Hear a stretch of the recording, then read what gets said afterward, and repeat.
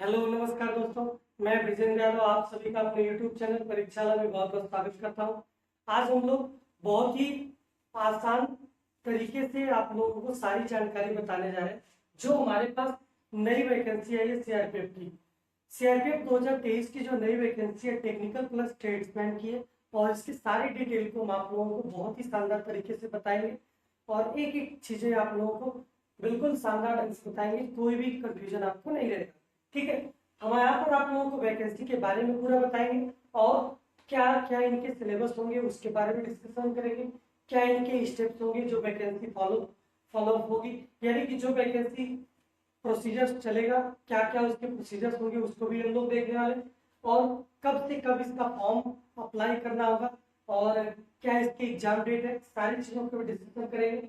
ठीक है, क्या क्या डॉक्यूमेंट्स की जरूरत पड़ेगी, सारी चीजों के बारे में हम लोग आपसे डिस्कशन करने वाले हैं। आइए आप लोग ध्यान दीजिएगा कि जो हमारे पास टेक्निकल और ट्रेड्समैन जो सीआरपीएफ की वैकेंसी है उसमें फॉर्म का जो ऑनलाइन मोड में जो स्टार्ट किया जाएगा अप्लाई करने के लिए वो 27 मार्च से शुरू कर दिया जाएगा। यानी कि 27 मार्च से आप क्या करेंगे, अप्लाई कर पाएंगे फॉर्म, और 25 अप्रैल तक इसकी क्या है, लास्ट डेट है। ठीक, अब यहाँ पर ध्यान दीजिएगा कि जो हमारे पास एग्जाम की डेट की बात कर रहा है, यानी कि एग्जाम डेट हमारे पास कितना दिया हुआ है, 1 जुलाई से लेकर के 13 जुलाई के बीच में होगा और ये डेट जबकि टेंटेटिव है, फिर भी जो हमारी वैकेंसी का प्रोसीजर जो सीआरपीएफ की बात की जा रही है, सीआरपीएफ का जो है ये 6 to 7 मंथ में क्या कर लेती है, कंप्लीट कर लेती है। यानी कि आप लोगों को इसको समझ लीजिए कि कन्फर्म ही समझ करके आप लोग इसको काम करें। यानी कि जो हमारा फॉर्म फिल की डेट है और एग्जाम की डेट है ये क्या है, फिक्स है। ठीक है, और आप लोग इस चीज को ध्यान से देखिए, जब आप प्रिपरेशन कर रहे हैं तो आप लोगों को जो भी लोग जो हमारे फोर्स विभाग में जाना चाहते हैं वो लोग क्या करें, इस वैकेंसी को ध्यान से देखें। यानी कि यहाँ पर बात की जा रही है टेक्निकल ग्रेड की। टेक्निकल ग्रेड की जब बात की जाती है तो यहाँ पर टेक्निकल ग्रेड में हमारे पास यहाँ पे आएगा ड्राइवर की वैकेंसी है, यानी कि टेक्निकल में ही वो भी, यानी कि फिटर और प्लम्बर की, इलेक्ट्रिशियन की बात की जाए यानी कि वो भी क्या होंगे, टेक्निकल में ही आएंगे। रही बात यहाँ पे ट्रेड्समैन की, तो ट्रेड्समैन में यहाँ पर ध्यान देने की बात है, ट्रेड्समैन में जो सफाई कर्मी हमारे होते हैं, कपड़ा धुलने के लिए जो धोबी होते हैं, बाल काटने के लिए जो नाई हमारे होते हैं, और जो हमारे इस टाइप के जो हमारे पास जो कर्मचारी होते हैं उनको किसमें रखा गया, ट्रेड्समैन में। ठीक है, और ये जो हमारी वैकेंसी है जो ये भी कांस्टेबल ग्रेड की है, यानी कि 3rd ग्रेड, यानी कि लेवल 3rd की ये भी वैकेंसी है। ठीक है, इसको भी आप लोग आसान ना समझे, ये भी क्या है, बहुत ही, इसका भी अपने आप में बहुत ही ज्यादा इंपॉर्टेंस है। इसकी जो सैलरी की बात अगर की जाए तो सैलरी इसकी कितनी, 40,000 क्या है, 40,000 अराउंड है। ठीक है, यानी कि 40,000 रुपए आप लोगों को पर मंथ मिलेंगे। ठीक है, अब हम लोग बात कर लेते हैं कि जो हमारे स्टेप्स वैकेंसी के फॉलो करेंगे उसको देख लेते हैं। यानी कि यहाँ पर देखिए सीबीटी एग्जाम की बात हो रही है, यानी कि सीबीटी एग्जाम की जब भी बात हुई थी, यानी कि ये प्रोसीजर का कैसे है, यानी कि एग्जाम का मोड क्या है, ऑनलाइन है। ठीक है, और उसके बाद जो एग्जाम से जो हमारे पास कैंडिडेट आएंगे, जो सीबीटी एग्जाम से 8 गुने कैंडिडेट को, जो हमारे वैकेंसी का जो 8 गुने कैंडिडेट होंगे उनको सिलेक्ट करके पीएसटी और पीईटी के लिए, यानी कि फिजिकल टेस्ट के लिए हम लोग क्या करेंगे, बुला लेंगे। ठीक है, जब यहाँ पर हम लोग 8 गुने के बुलाएंगे और वहां से हम लोग क्या करेंगे, सिलेक्ट करके ट्रेड्समैन टेस्ट के लिए बुलाएंगे। यानी कि ट्रेड्समैन टेस्ट की बात अगर की जाए तो ट्रेड्समैन टेस्ट में क्या किया जाएगा, जो कुकिंग के लिए जो लोग होंगे उनके कुकिंग को चेक किया जाएगा कि वो खाना बना पा रहे हैं कि नहीं बना पा रहे। अगर जो नाई की बात की जा रही है, यानी कि जो नाई की बात हो रही है, क्या नाई बाल काट पा रहा है कि नहीं, उसकी भी चर्चा की जाएगी। यानी कि वहां पर नाई बाल काट पा रहा है उसको चेक किया जाएगा। ठीक है, फिर उसके बाद कपड़ा धोने की बात होगी, यानी कि धोबी की बात होगी, तो क्या उसको अपने काम को अच्छे से परफॉर्म कर पा रहा है कि नहीं, यानी कि सारी चीजों को आप लोग ध्यान से देखिएगा। फिर उसके बाद यहाँ पर क्या किया जाएगा, मेडिकल के लिए बुला दिया जाएगा। यानी कि जो हमारे डिटेल मेडिकल की बात होगी, डिटेल मेडिकल एग्जाम्स की बात होगी, यानी कि यहाँ पर जो बच्चा डिटेल मेडिकल एग्जाम्स में अगर मान लीजिए कि अनफिट अगर पाया गया, यानी कि अगर उसको कुछ भी थोड़ा सा भी प्रॉब्लम है तो उसको क्या कर दिया जाता है, री मेडिकल टेस्ट के लिए ऑफर कर दिया जाता है। ठीक है, वहीं पर उसको बता दिया जाता है तुरंत। ठीक है, अब ध्यान दीजिएगा कि बाकी सारी डिटेल्स को भी हम आप लोगों को आगे बताने वाले हैं और यहाँ पे हम लोग सिलेबस के बारे में बताएंगे। आप लोग बस केवल वीडियो को एंड तक देखते रहिएगा। यहाँ पर डोमिसाइल की बात की जा रही है, यानी कि डोमिसाइल सर्टिफिकेट की बात की गई, यानी कि डोमिसाइल सर्टिफिकेट जो जिस स्टेट का होगा वहां की उसकी क्या होनी चाहिए, डोमिसाइल सर्टिफिकेट उसके पास होनी चाहिए, तभी ये क्या करेगा, जो सीआरपीएफ की जो वैकेंसी आई है ट्रेड्समैन और टेक्निकल की, उसमें अप्लाई कर पाएगा। और ये वैकेंसी सारी जो है, और ये वैकेंसी जो सारी है, ये केवल एक ही स्टेट की बात नहीं है, ये बहुत सारे स्टेट्स की बात है, यानी कि सारे स्टेट्स में कुछ ना कुछ वैकेंसियां, जो भी लोग, जो भी कैंडिडेट इसमें भरना चाह रहे हैं, वो क्या करें, डोमिसाइल अपने स्टेट का क्या करें, बनवा लें। आइए ये चीजें आप लोगों को समझ में आ गई होगी। अब ये चीजें समझ में आ गई तो हम लोग क्या बात करते हैं, एग्जाम्स की बात कर लेते हैं। एग्जाम्स कैसा होगा, इंग्लिश और हिंदी दोनों में रहेगा। जरूरी डॉक्यूमेंट की बात कर लेते हैं, तो जरूरी डॉक्यूमेंट्स हमारे पास क्या होना चाहिए, 10th की मार्कशीट होनी चाहिए, उसकी सर्टिफिकेट होनी चाहिए। आधार कार्ड की बात कर रहे हैं, आधार कार्ड भी होना चाहिए, जो हमारे पास सर्टिफिकेट में जो डेट ऑफ बर्थ है वही सेम डेट ऑफ बर्थ हमारे आधार कार्ड में होनी चाहिए। अब इसके बाद हम लोग बात करते हैं कि जो सेंट्रल कास्ट सर्टिफिकेट की बात हो रही है, सेंट्रल कास्ट सर्टिफिकेट में ध्यान दीजिएगा आप लोग कि जिसके पास सेंट्रल गवर्नमेंट की कास्ट सर्टिफिकेट नहीं है वो लोग बनवा लें, ठीक है।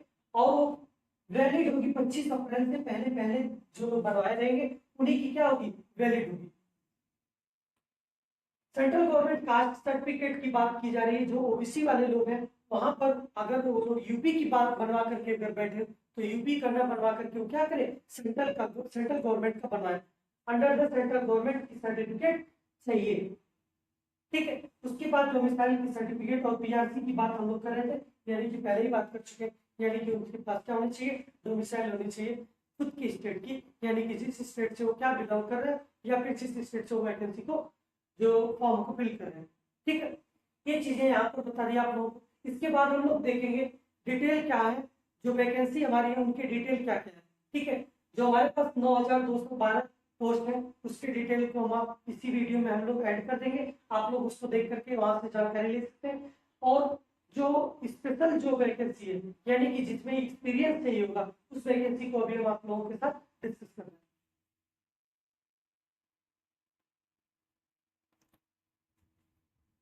आइए मेरे प्यारे दोस्तों, आगे हम लोग देखते हैं कि जो हमारे पास एक्सपीरियंस रिक्वायर्ड वैकेंसी है उसके बारे में हम लोग डिस्कशन कर लेते हैं। जो पायलट विंग्स की जो वैकेंसी है उसके लिए एक्सपीरियंस की रिक्वायरमेंट है, यानी कि यहाँ पर देखिए सिटी में मैसॉन मिस्त्री, यानी कि सिटी मैसॉन की बात करें, मैसॉन क्या होता है, मिस्त्री होता है। यानी कि इस पोस्ट की बात अगर की जाए तो जनरल में 2 पोस्ट, ईडब्ल्यूएस के लिए 1, ओबीसी के लिए 2, एससी के लिए टोटल कितनी वैकेंसी है, 6। इस सबके में क्या हुआ, इन सब में एक्सपीरियंस मांग, यानी कि सिटी प्लम्बर की बात कर रहा थी, एक जनरल है और टोटल वैकेंसी कितनी, 1। सिटी इलेक्ट्रिशियन की बात कर रहा है, यहाँ पे जनरल में 2 वैकेंसी है, एक हमारा ईडब्ल्यूएस में, ओबीसी में 1 है, टोटल वैकेंसी कितनी, 4। यानी कि इसमें जो एक्सपीरियंस वाली वैकेंसी है कितनी है, 11। बाकी जो हमारी वैकेंसी है 9212 वैकेंसी है बाकी चीजों की जो है, और जो हमारे कांस्टेबल ग्रेड की है, ये भी ग्रेड, इसका भी ग्रेड क्या है, लेवल 3 है, यानी कि ग्रेड सी की जॉब है ये। और इस बाकी जो वैकेंसी है इसमें हम लोग उसको ऐड कर देंगे, आप लोग वहां से सारे डिटेल को ले लीजिएगा, ठीक है। यहाँ पर ध्यान दीजिएगा जो हमारे पास एज लिमिट है ड्राइवर की, ड्राइवर की बात करा, एज लिमिट ड्राइवर की जो है 21 से 27 साल की है, और उसमें एचएमबी लाइसेंस की भी जरूरत है, यानी कि जो हैवी मोटर व्हीकल का जो लाइसेंस है वो भी जरूरी है। और ओबीसी के लिए अगर इनकी एज की बात की जाए तो 30 साल की है, और एससी एसटी के लिए कितनी, 32 साल तक, 32 साल तक के एज को लोगों को जरूरत है। अब उसके बाद जो हमारे एज लिमिट की बात हो रही है, कहाँ से कहाँ तक है, 1/8/2023, इसके भीतर का ही होना चाहिए। ये चीजें आप लोगों की समझ में आ गई होगी। उसके बाद जो बाकी ट्रेड हमारे हैं, कांस्टेबल ट्रेड जो है, इलेक्ट्रीशियन की बात की जा रही है, 18 से 23 साल के लोग अप्लाई कर पाएंगे। ओबीसी की बात अगर की जा रही है 36 साल, और एससी एसटी की बात की जा रही है 28। यानी कि ये सारे एज के फैक्टर थे, और एज कहाँ से कहाँ तक अप्लाई करना, कहाँ से कहाँ तक एज वाले अप्लाई कर पाएंगे, ये सारे डिटेल हम आप लोगों को बता दें। उसके बाद आप लोग ध्यान दीजिएगा कि जो हमारे पास सिटी मैकेनिकल मोटर की बात की जा रही है, यानी कि सिटी मैकेनिकल मोटर में किसकी, उनकी क्या क्वालिफिकेशन होगी, यानी कि 10th क्लास की मार्कशीट होनी चाहिए और आईटीआई होना चाहिए, ये दोनों होना चाहिए, ठीक है। और ऑल अदर ट्रेड्स की बात अगर की जाती है उसके लिए क्वालिफिकेशन की बात अगर की जाए तो क्या है, 10th क्लास। अब उसके बाद आगे हम लोग देखते हैं एप्लीकेशन फीस की बात करते हैं। एप्लीकेशन फीस जो है 100 रुपये मात्र रखी गई है। और ये जो हमारे पास SC ST और जो फीमेल कैंडिडेट है उनके लिए फ्री है, यानी कि वो लोग फ्री में अप्लाई कर पाएंगे। और जो जनरल OBC और हमारे पास PWS के जो लोग हैं वो 100 रुपये उनकी फीस है। ठीक है, आइए बाकी सारे डाटा आप लोगों के समझ में आ गए होंगे और आगे हम आप लोगों को सिलेबस के बारे में बात करेंगे। तब तक आप लोग इसको ध्यान से समझिएगा और बाकी जो पोस्ट की जो डिटेल है हम इसी वीडियो में उसको ऐड कर देंगे। और जो हमारे पास इंपॉर्टेंट बात थी जिसकी बात कर रहे थे हम लोग, जो एक्सपीरियंस वाली थी, यही थोड़ा सा चीज अलग थी, इसको हम लोग यहाँ पर डिस्कस कर लिए। और जो बाकी पोस्ट की जो डिटेल है इसी वीडियो में ऐड कर देंगे। बाकी जो स्टेट की हिसाब से जो वैकेंसियां उसको भी हम इसी में ऐड कर देंगे। आप लोग वीडियो को देखिएगा और इसके बाद हम आप लोगों से सिलेबस डिस्कस कर लेते हैं और आप लोग वीडियो को देख करके सारी जानकारी को आप लोग आराम से गेन कर पाए।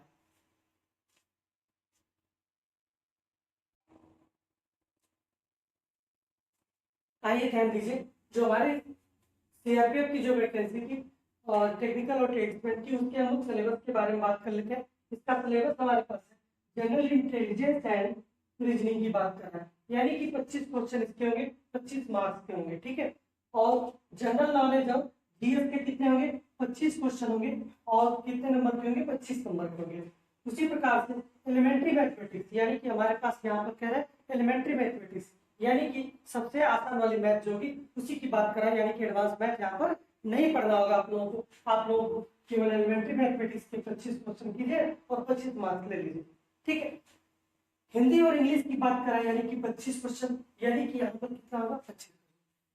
देख लीजिएगा कि जो हमारे पास टोटल कितने क्वेश्चन है, 100 क्वेश्चन है। कितने मार्क्स के, 100 मार्क्स के।